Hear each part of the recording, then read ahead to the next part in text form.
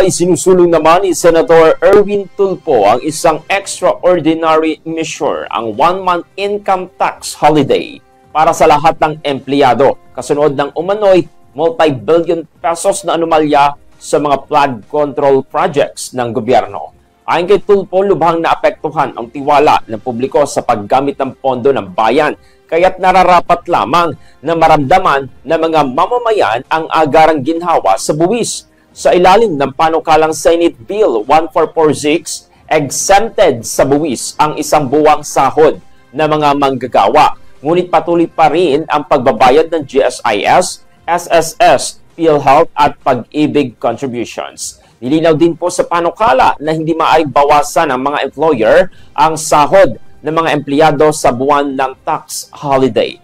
Samantala ay naman kay Special Assistant to the President for Investment and Economic Affairs, Frederick Go, pag-aaralan pa ng Malacanang, Department of Finance at DBM ang naturang panukala upang matiyak na hindi maapektuhan ang ekonomiya ng bansa.